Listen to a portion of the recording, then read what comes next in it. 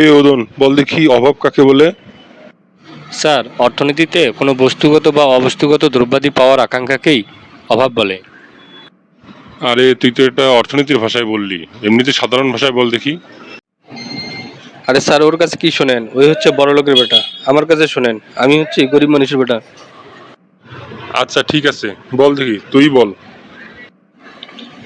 Sir, আমি যখন কলেজে আসার জন্য মাকে গিয়ে বলি, মা 20 টাকা দাও, রিক্সা ভাড়া, কলেজে যাব, তখন মা সারা বাড়ি তন্ন তন্ন করে খুঁজে আমাকে একটা 10 টাকার নোট হাতে ধরিয়ে দিয়ে বলে, বাবা আর নাই, এটা নিয়ে কলেজে যা। তখন আমি বাইরে বের হয়ে এসে আর কিছুক্ষণ পর আবার বাসায় ফিরে যাই এবং মার হাতে 10 টাকার নোটটা ধরিয়ে দিয়ে বলি, মা আজকে কলেজে ক্লাস হবে না, টাকাটা রেখে দাও। তারপর বাইরে বের হয়ে হেঁটে হেঁটে কলেজে আসি। এই যে হেঁটে হেঁটে কলেজে আসা এবং মায়ের সাথে লুকোচুরি খেলাটাই হচ্ছে অভাব। আমার বাবা যখন গভীর রাতে বাসায় ফিরে, মা তখন জিজ্ঞাসা করে, এত রাত হলো কেন? বাবা বলে, 5 ঘন্টা ওভারটাইম করলাম। ওভারটাইম না করলে কি আর সংসার চলবে? বাবার এই ওভারটাইম করে গভীর রাতে বাড়ি ফেরাটাই হচ্ছে আমাদের কাছে অভাব। মাকে যখন দেখি তার পরনের শাড়িটা সেলাই করতেছে আর হাসতে হাসতে বলতেছে, শাড়িটা ভালোই আছে, আরো 6 মাস যাবে। তার এই হাসতে হাসতে সেলাই করাটাই হচ্ছে আমাদের কাছে অভাব স্যার। মাস শেষে টিউশনের পুরো টাকাটা মায়ের হাতে দিয়ে যখন স্বস্তির হাসি হাসতে হাসতে বলি, মা এই নাও টাকা, এই স্বস্তির হাসিটাই হচ্ছে আমার কাছে অভাব স্যার। বন্ধুদের দামি স্মার্টফোনের ভিড়ে যখন আমি আমার বাটন ফোনটি আমার পকেটে লুকিয়ে রাখি, এই লজ্জাটাই হচ্ছে আমার কাছে অভাব। অভাবী হওয়ার কারণে কাছের মানুষ যখন আস্তে আস্তে দূরে সরে যায়, এই দূরে সরে যাওয়াটাই হচ্ছে আমার কাছে অভাব।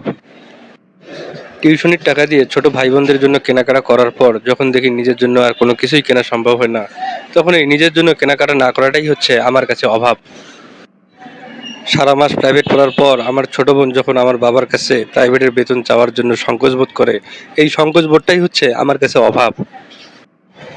3 মাস পর আমার বাবা যখন আমাদের জন্য আধা পোয়া মাংস নিয়ে আসে বাড়িতে, আর আমার মা আলু দিয়ে বেশি ঝোল করে সেই মাংসটি রান্না করে, রান্না শেষে 2 টুকরো আমাকে এবং 2 টুকরো আমার ছোট বোনকেই দেয়, আর আমার বাবা আলু আর ঝোল দিয়ে খায়। খাওয়ার সময় বলে, আজকের মাংসের তরকারিটা দারুণ মজা হয়েছে। তার এই মিথ্যা অভিনয়টাই হচ্ছে আমার কাছে অভাব। বাবা বাড়ি ফেরার পর বাবাকে যখন বলি, বাবা সামনে আমার পরীক্ষা, আমার ক্যালকুলেটর লাগবে, বাবা প্রতিদিন বাড়ি ফিরে আর বলে, হে আজকেও মনে নাই, ভুলে ক্যালকুলেটরটা ছেড়ে আসছি। আমি বুঝতে পারি যে বাবা আমাকে মিথ্যা বলছে। বাবার মিথ্যা বলে এই অভিনয় করাটাই হচ্ছে আমার কাছে অভাব। তুই আমাকে এটা কি শোনালি রে বাবা? আয় আমার বুকের মধ্যে আয়, তোর কথা শুনি আমার বুক চৌচির হয়ে যাচ্ছে রে।